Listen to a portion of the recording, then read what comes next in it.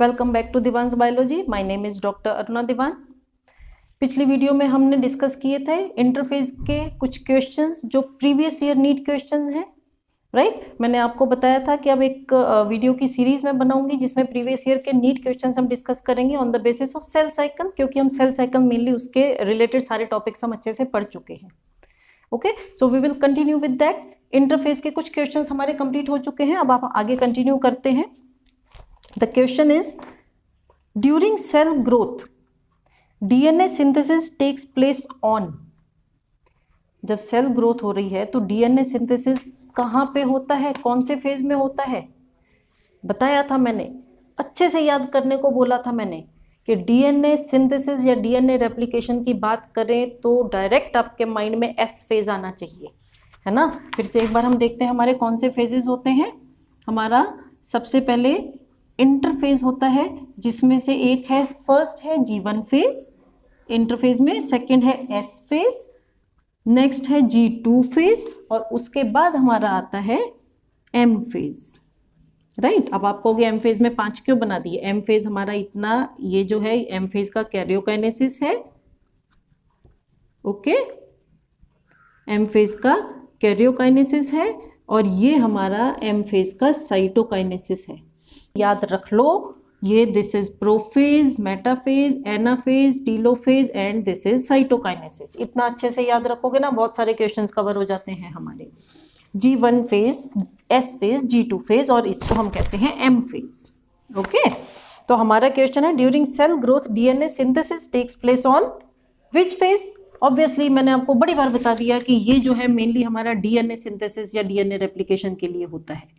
ये चीज तो हम भूल ही नहीं सकते ना, ये चीज तो हमने भूलना ही नहीं है, क्योंकि ये क्वेश्चन बहुत बार रिपीट हुआ है ना। आगे जैसे मैं क्वेश्चन बढ़ती जाऊंगी ना, आई विल टेल यू, देखो वापस वही क्वेश्चन आ गया। Okay, next is when cell has installed DNA replication fork.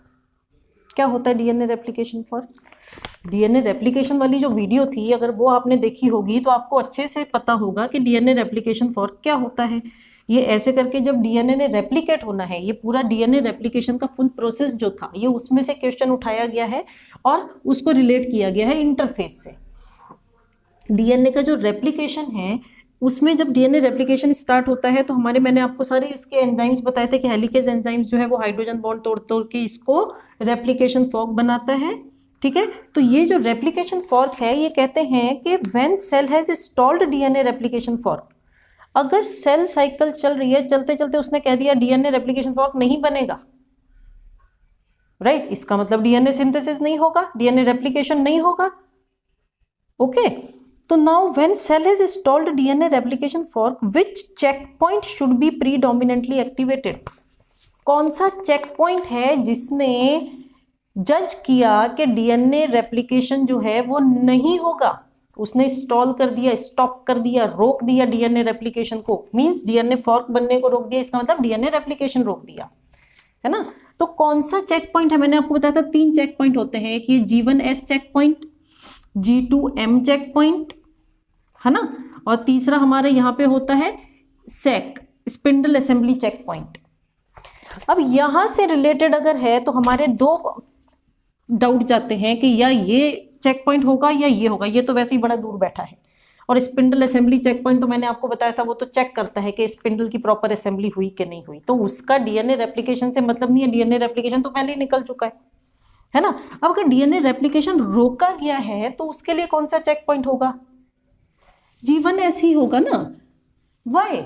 Because ये चेक करेगा कि इस फेज में ये चेक करता है कि अगर, ये मैंने बहुत अच्छे से एक्सप्लेन किया हुआ है, अगर आप वो वीडियो देखी होगी तो आपको पता होगा इसके बारे में सब कुछ। आप 1 मिनट में आंसर इसका निकाल सकते थे कि अगर कुछ भी प्रॉब्लम है इधर डीएनए में तो वो डीएनए रेप्लिकेशन होने से रोकता है। तो ये जज कौन करता है? G1S चेक पॉइंट जज करता है।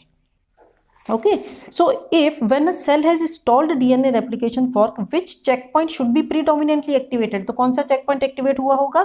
G1S checkpoint। हमारे वही options है, G1S, G2M, M या both G2M and M, right? G2M तो बाद में आएगा ना, जब रेप्लिकेशन खत्म हो गया, लेकिन रेप्लिकेशन तो शुरू ही नहीं होने दिया था, इसका मतलब ये किसका काम था? ये इसका काम था। G1S is the right answer। Okay, now a somatic cell, next question, a somatic cell that has just completed the S phase of its cell cycle, ये वाला phase, ठीक है, एक somatic cell है, somatic cell that has just completed the S phase of its cell cycle as compared to gamete of the same species, it has, थोड़ा complicated लग रहा है लेकिन हम इसको बहुत इजी उससे समझते हैं, मैं आपको क्वेश्चन भी अच्छे से समझाती हूँ, ठीक है, इसको हम यही रहने देते हैं, ये बार बार आता रहेगा, कितनी बार बनाएंगे।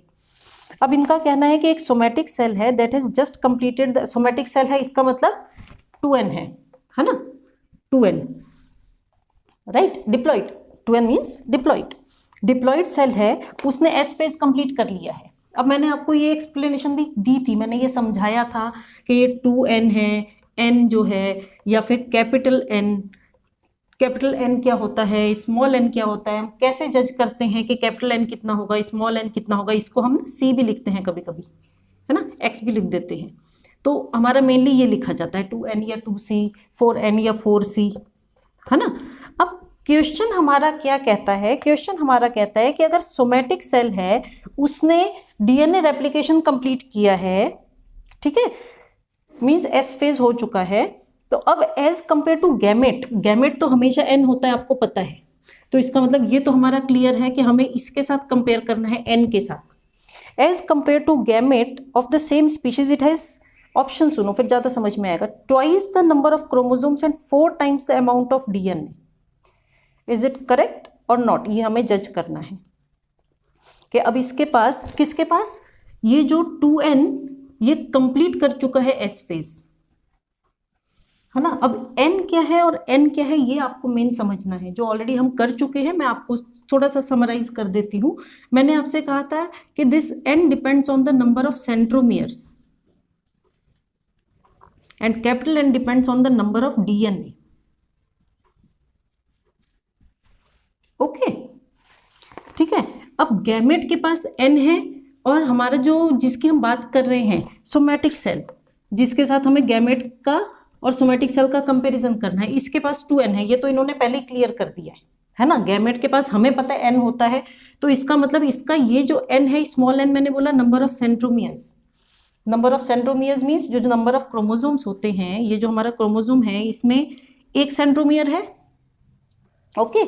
अगर ये एस फेज कंप्लीट करता है तो इसका मतलब ये रेप्लिकेट हो गया, रेप्लिकेट हो गया, फिर भी इसके पास नंबर ऑफ सेंट्रोमियर तो एक ही है ना। डबल क्या हुआ, डबल अमाउंट ऑफ DNA हुआ यहाँ पे, ये जो इसको हम सिंगल स्ट्रक्चर्ड क्रोमोसोम बोलते हैं, इसको हम डबल स्ट्रक्चर्ड क्रोमोसोम बोलते हैं। यहाँ पे डबल क्या हुआ, ये DNA जो था वो एक था, है ना, और यहाँ पे जो है DNA कितने हुए, DNA डबल हो गए, 2 हो गए, ठीक है। लेकिन n जो है, अगर यहाँ पे एक n है, एक सेंट्रोमियर है, तो यहाँ पे भी तो फिर एक ही सेंट्रोमियर है ना। ये तो बात गैमेट की हुई, लेकिन हम कंपेयर करें सोमैटिक सेल से, है ना, तो सोमैटिक सेल में हमारा डिप्लॉइड होता है, इसका मतलब 2 क्रोमोसोम्स होते हैं, एक मदर का एक फादर का, ओके, ये और ये। अब ये क्या है हमारा, this is n, this is n, तो ये हमारा हो गया ये सोमैटिक सेल की कहानी 2n, ओके। अब हमारा ये डुप्लीकेट हो गया क्योंकि हमारा एस फेज कंप्लीट हो चुका है, तो इसका मतलब इसने क्या किया, इसने ये रेप्लिकेट हो गया और ये रेप्लिकेट हो गया। स्टिल हमारे n कितने हैं, n तो 2n थे, 2n ही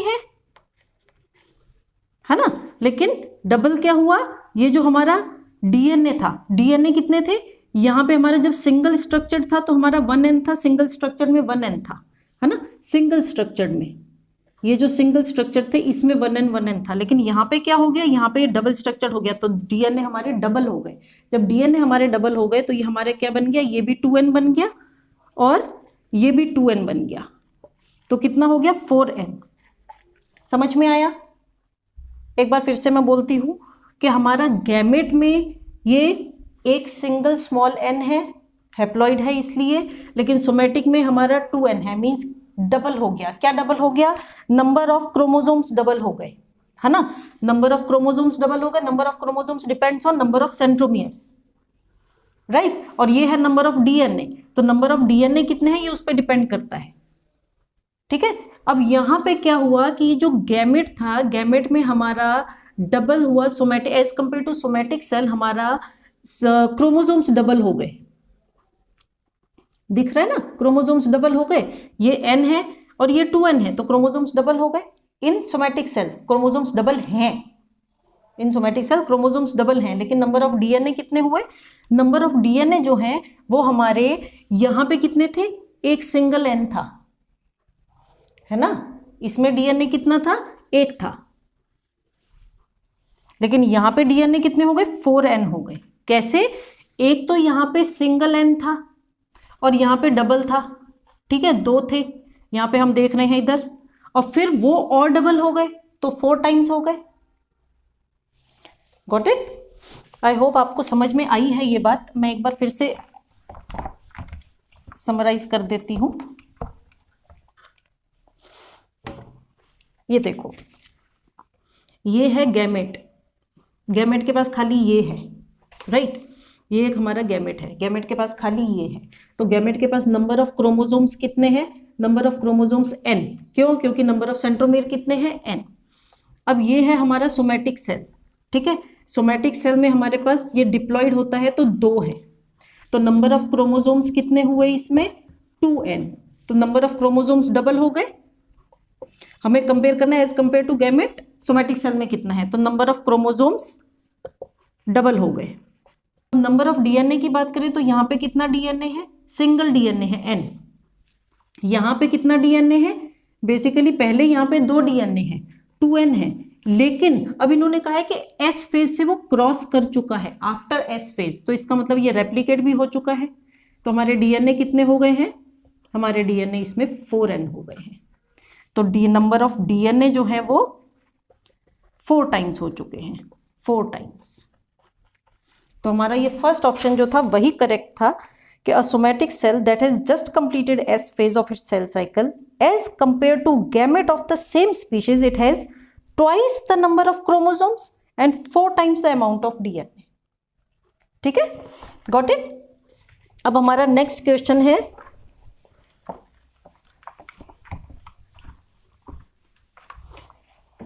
अब हमारा नेक्स्ट क्वेश्चन है, during which phase of cell cycle amount of DNA in a cell remains at 4C level if the initial amount is denoted as 2C।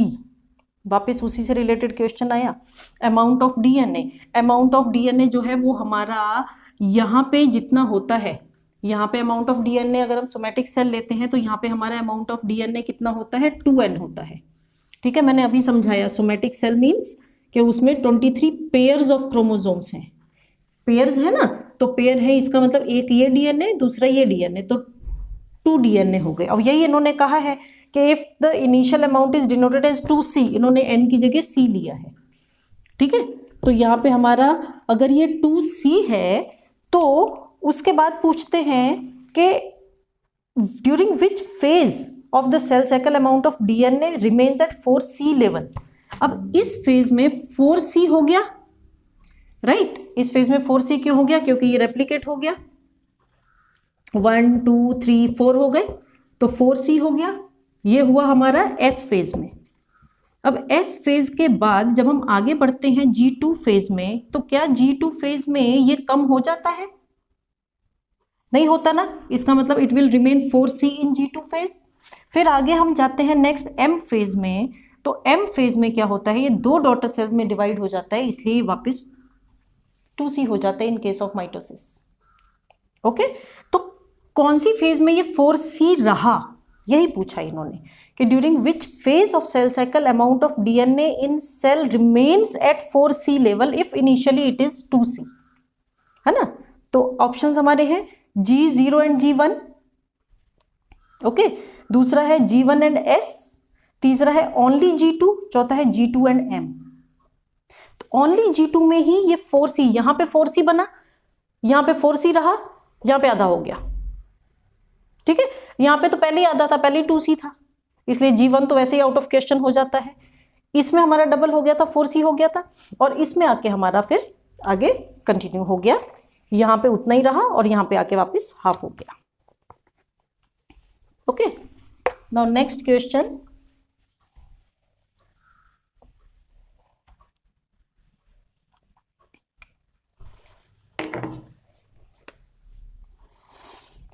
given below is schematic breakup of phases or stages of cell cycle। इन्होंने एक breakup दिया है। Which one of the following is correct indication of stage. देखा है, अच्छा है ना, हमने ये बना के रखा, इसी के बेस पे क्वेश्चन है हमारा। अब इस बेस पे क्वेश्चन में इन्होंने क्या किया है, ये जो मैंने सब कुछ अंदर लिख दिया है ना, ये इन्होंने, अब हम इसको हटाते हैं, हमारा क्वेश्चन हम यहीं पे करते हैं। ठीक है, इन्होंने इसको ऐसे बना दिया है कि ये जो है ये ऐसे है। ठीक है, ऐसे ऐसे बना दिया है इन्होंने, ये 1 2 3 4 हो गए। ओके, और ये इन्होंने साथ में ऐसे 5वां बना दिया है। अब इसमें इन्होंने क्या लिखा, यहाँ पे लिखा इसको ए, दिस इज ए। इसके बाद इन्होंने लिखा इसको बी, इसको इन्होंने लिखा सी, और डी किसको लिखा इन्होंने, डी इन्होंने लिखा यहाँ पे, और ये सब नहीं लिखा है। Okay, this is the question, ये सब हटा दो, ये क्वेश्चन है हमारा। अब इन्होंने कहा है कि इसमें से कौन सा ऑप्शन हमारा राइट है। इनके ऑप्शन है सी में कैरियोकाइनेसिस, सी में इनका ऑप्शन है कैरियोकाइनेसिस। फिर दूसरा इनका ऑप्शन है डी, जो है वो हमें बताता है कि ये सिंथेटिक फेज है। तीसरा ऑप्शन इनका है ए, हमें कहता है कि साइटोकाइनेसिस फेज है। लास्ट ऑप्शन इनका है कि बी कहता है कि बी हमारा मेटाफेज है। अब आप इधर देखो, सी कैरियोकाइनेसिस, सी मैंने आपको क्या बताया था, karyokinesis is division of nucleus. तो ये डिवीजन ऑफ न्यूक्लियस तो यहां से यहां तक है हमारा, प्रोफेज, मेटाफेज, एनाफेज, टीलोफेज। उसके बाद आता है साइटोकाइनेसिस। अब ये कह रहे हैं कि C is karyokinesis, so obviously this is wrong. Karyokinesis तो ए है हमारा, है ना। फिर ये कहते हैं D is synthetic phase, D जो है ये फेज है। अब ये सिंथेटिक फेज है, राइट, ये G1 है, ये सिंथेटिक है, ये G2 है, लेकिन इन्होंने ये सब कुछ नहीं लिखा हुआ है ना, इसीलिए मैंने इसको इरेज कर दिया था। तो this one is the right option. अब नेक्स्ट भी हम कंसिडर करते हैं ए, साइटोकाइनेसिस। ए तो मैंने आपको बताया कैरियोकाइनेसिस है, क्योंकि यहाँ पे न्यूक्लियर डिवीजन हो, साइटोकाइनेसिस तो सी है यहाँ पे हमारा। बी इन्होंने कहा मेटाफेज, मेटाफेज तो यहाँ पे आता है this is prophase, metaphase, anaphase. तो बी जो है यहाँ पे हमारा एक्चुअली एनाफेज होना चाहिए, जबकि यहाँ पे हमारा करेक्ट आंसर में कैरियोकाइनेसिस होना चाहिए। और यहाँ पे जहाँ कैरियोकाइनेसिस लिखा है यहाँ पे हमारा एक्चुअली साइटोकाइनेसिस होना चाहिए। ये हमारे 4 राइट आंसर्स होने चाहिए, जिसमें से इन्होंने यहाँ पे ये वाला करेक्ट दिया था बस। ठीक है, तो ये डायग्राम आप समझे, इन्होंने इस टाइप से इस डायग्राम को बनाया था।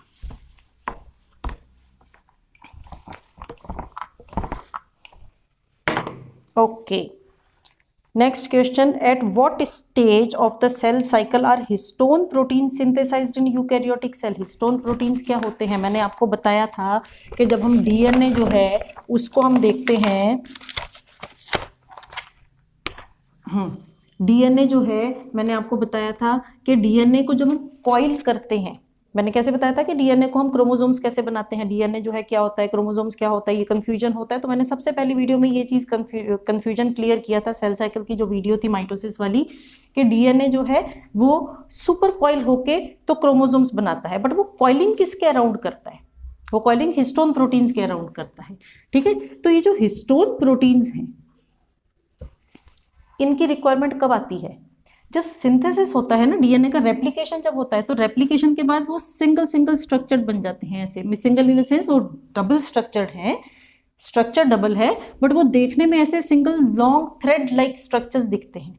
क्यों? क्योंकि वो अभी अभी नए बने हैं, अभी उन्होंने अपने आप को कॉइल नहीं किया है, अभी उन्होंने अपने आप को कंडेंस नहीं किया है। वो कहाँ जाके करते हैं, वो माइटोसिस के टाइम पे करेंगे। सेल डिवीजन जब स्टार्ट होगा तब वो अपने आप को प्रोफेज में कंडेंस करते हैं, ये हमने देखा था, राइट। तो अभी ये जो है स्ट्रेट स्ट्रक्चर्स हैं, long thin thread like structures हैं, और इसी स्टेज में एस फेज में ही क्या होगा कि हिस्टोन प्रोटीन्स भी बनेंगे। क्यों बनेंगे? क्योंकि इनको पता है कि आगे जाके माइटोटिक फेज में या एम फेज हम कहेंगे, तो उसमें इनको कॉइलिंग करनी है, कंडेंस करना है, तो कंडेंस करने के लिए क्या चाहिए, हिस्टोन प्रोटीन्स चाहिए, उनके अराउंड कंडेंस करना है ना, तो हिस्टोन प्रोटीन्स तो सिंथेसाइज करने पड़ेंगे, इसलिए वो एस फेज में ही डीएनए रेप्लिकेशन के साथ साथ हिस्टोन प्रोटीन्स भी सिंथेसाइज कर देते हैं। ओके, तो क्वेश्चन ही हमारा सिंपल था, at what stage of cell cycle are histone protein synthesized. पहला option during G2 stage of prophase, G2 में तो नहीं हुआ, ये तो पहले ही हो गया था, क्यों, क्योंकि रेप्लिकेशन ही एस फेज में हुआ। दूसरा ड्यूरिंग एस फेज, तो ये हमारा राइट आंसर है। तीसरा ड्यूरिंग एंटायर प्रोफेज, प्रोफेज में तो ये कंडेंस कर रहा है, हिस्टोन प्रोटीन सिंथेसाइज करेगा तो कंडेंस कैसे करेगा, है ना, और लॉन्ग टाइम लग जाएगा, और एम फेज जो है वो तो हमारा छोटा सा होता है, इसलिए सारी प्रिपरेशन पहले ही हो जाती है। नेक्स्ट है हमारा ड्यूरिंग टीलोफेज, टीलोफेज तो कहाँ गया, उसमें सिंथेसाइज करेंगे तो कंडेंस ही नहीं होगा पहले, तो फिर तो गलत हो गया ये, ठीक है। Okay, next question is in the somatic cell cycle, फिर आगे options, in the somatic cell cycle करके आगे ऑप्शंस आ गए, तो हम सीधा ऑप्शंस पढ़ते हैं। In G1 phase DNA content is double the amount of DNA present in original cell, DNA content double कहाँ हुआ था, G1 फेज में हुआ था, नहीं ना, डीएनए कंटेंट डबल तो हमने पहले ही कहा था कि सिंथेसिस में एस फेज में होता है, इसको याद कर लो, हम याद कर चुके हैं, इसलिए हमें पता ही आंसर 100% रॉन्ग है। Second option DNA replication takes place in S phase, ये राइट है। Okay, third a short interphase is followed by long mitotic phase, नहीं, इंटरफेज लॉन्ग होता है, माइटोटिक फेज शॉर्ट होता है। आपने देखा है मैं जब भी इसको ड्रॉ करती हूँ तो मैं क्या ड्रॉ करती हूँ, मैं ऐसे ड्रॉ करती हूँ, ये G1 है, ये S है, ये G2 है, ये M है। अभी ये इंटरफेज कितना है, ये पूरा इंटरफेज है, तो लॉन्ग कौन सा हुआ, इंटरफेज लॉन्ग हुआ, और M फेज शॉर्ट हुआ ना, है ना, तो इंटरफेज जो है, तो ये ऑप्शन हमारा क्या है, a short interphase is followed by long mitotic phase, no, a long interphase जो है और माइटोटिक फेज जो है वो शॉर्ट होता है। और चौथा ऑप्शन है G2 phase follows mitotic phase, अरे माइटोटिक फेज तो यहाँ पे है, G2 फेज यहाँ पे है, इसके बाद थोड़ी G2 आता है, तो G1 phase will follow mitotic phase, right. Okay, next question है in which stage of cell cycle DNA replication occurs, बार बार यही क्वेश्चन, डीएनए रेप्लिकेशन किस स्टेज में अकर होता है, आपको पता है एस फेज में। नेक्स्ट क्वेश्चन है which typical stage is known for DNA replication, फिर वही क्वेश्चन, ठीक है। उसका next in somatic cell cycle DNA synthesis takes place in, तीन क्वेश्चंस लिखे हैं, तीनों जो हैं ये अलग अलग ईयर के हैं, है ना, ये मत सोचना कि एक ईयर में तीन सेम क्वेश्चन कैसे पूछ सकते हैं, मैंने आपको बताया था मैं पीछे पीछे जा रही हूँ, अलग अलग ईयर के क्वेश्चंस करेंगे हम, लेकिन ये तीनों सेम आंसर्स हैं, तीनों को अलग तरीके से पूछा गया है, तो इसलिए आपको ये समझना जरूरी है कि ये क्या पूछ रहे हैं, बट बहुत सिंपल लैंग्वेज में ही पूछा है। पहले में पूछा in which stage of cell cycle DNA replication occurs, तो स्टेजेस आपको पता ही है कौन कौन सी, ये सारी फेजेस जो है इनको हम स्टेजेस या फेजेस कुछ भी कह सकते हैं, तो replication S stage S phase में होगा। दूसरा which typical stage is known for, same question. Third in somatic cell DNA synthesis takes place in, फिर वापस से एस फेज, ठीक है। तो इंटरफेज के क्वेश्चंस हमारे यहाँ पे कंप्लीट होते हैं। अब अगले में हम क्या करेंगे, नेक्स्ट में हम एम फेज माइटोटिक फेज के क्वेश्चंस लेते हैं, ठीक है। एम फेज के मेनली हम माइटोसिस से क्वेश्चंस लेंगे नेक्स्ट वीडियो में, हमारा अभी नेक्स्ट वीडियो में हम माइटोसिस फेज के क्वेश्चंस लेते हैं, फिर वो भी हमारी शायद एक दो वीडियोस लगेंगे, माइटोसिस के ज़्यादा क्वेश्चंस हैं, इंटरफेज के तो अभी कम थे, और फिर उसके बाद हम मियोसिस के क्वेश्चंस लेंगे। Okay, thank you. अगर आपको कुछ प्रॉब्लम है तो आप कमेंट बॉक्स में मुझे लिख के क्लैरिफाई कर सकते हो। थैंक्स।